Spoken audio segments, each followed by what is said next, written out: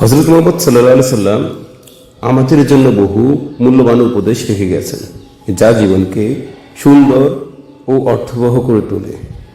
এখানে তার 10টি গুরুত্বপূর্ণ উপদেশ দেওয়া হলো, যা আপনার জীবনকে সুন্দর করতে সাহায্য করবে। সততার উপর প্রতিষ্ঠিত থাকো।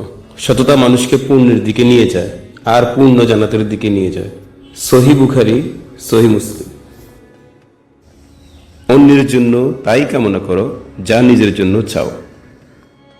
তোমাদের মধ্যে কেউই প্রকৃত ঈমানদার হতে পারবে না যতক্ষণ না সে তার ভাইয়ের জন্য সেই ভালোবাসে যা সে নিজের জন্য ভালোবাসে।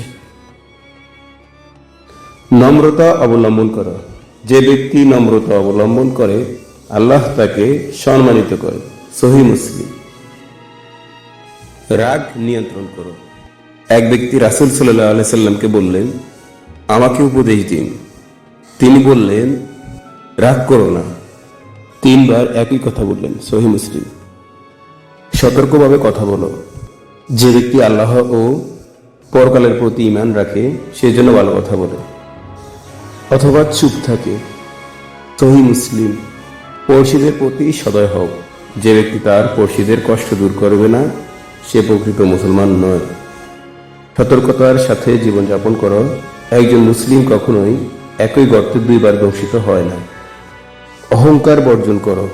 যার অন্তরে অনুপরিমাণ অহংকার থাকবে সে জান্নাতে প্রবেশ করতে পারবে না। সহিহ মুসলিম। পরোপকারী হও।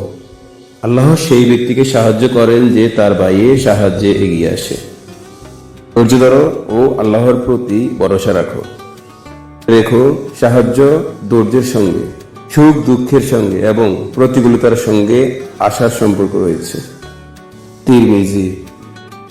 মহান আল্লাহ যেন আমাদের এই কথাগুলো মেনে চলার তৌফিক দান করে, সেজন্য আমরা আল্লাহর কাছে দোয়া করি।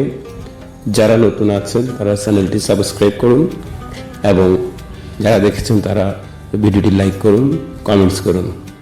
ধন্যবাদ সবাইকে। আবার দেখা হবে নতুন একটি পর্বে। আসসালামু আলাইকুম।